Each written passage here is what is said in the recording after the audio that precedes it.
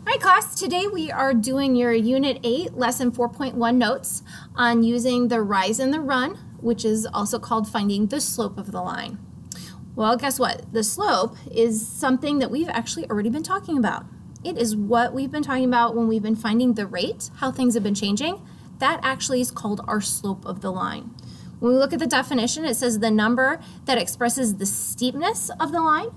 The slope of a line is the same as the constant rate of change between the two variables. So that's what I was talking about. It is the same as our rate of change between the two variables.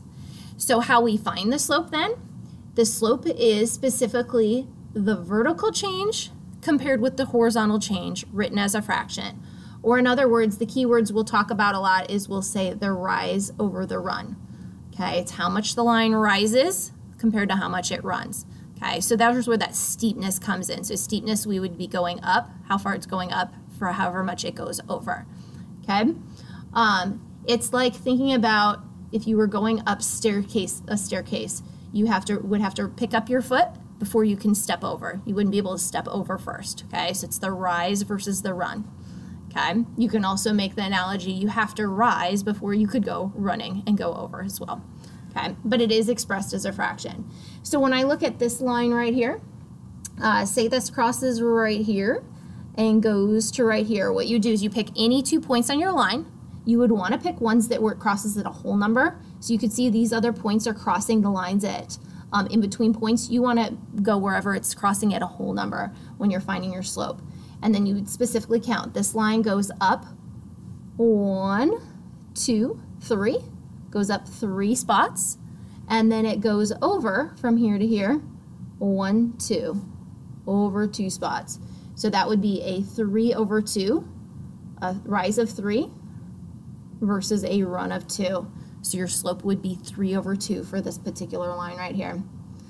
All right, slopes, you read lines just like you read words. You read them from left to right. If it's a positive slope, the line is going to be going up from left to right. Negative slope, you'd go down from left to right.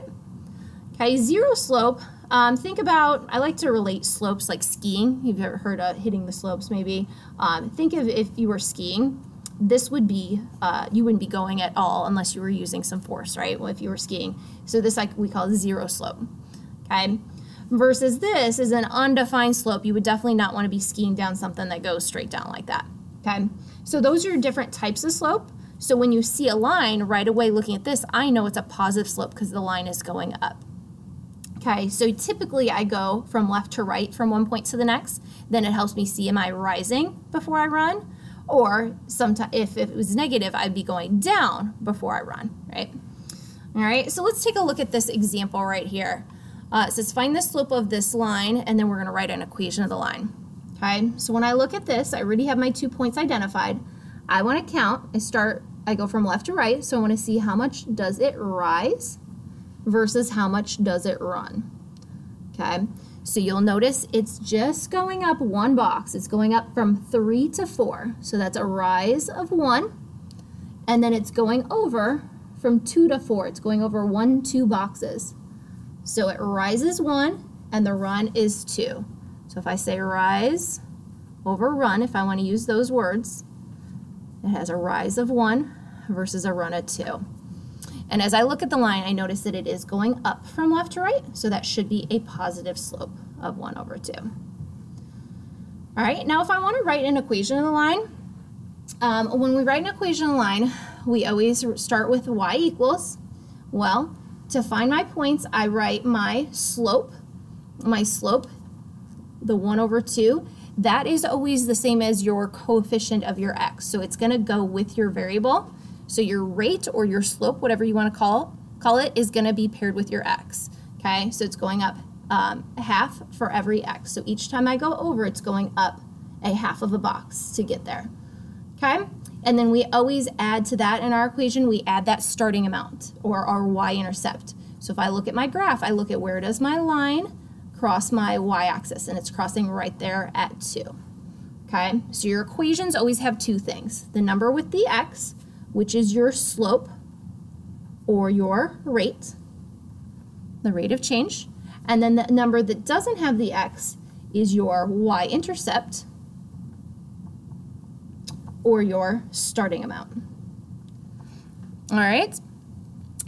So that is, those are the two things that you always look for in your line. Where does it start and how much does it rise over run? And those are the two numbers that always go in your equation. All right, so here's another example, but this time we're finding the slope from a table instead of from a graph, okay? So in a table, we're still wanting to see how much does it rise versus run. So what we have to think about is the rise. The rise on a graph that's going up or down, that would go along with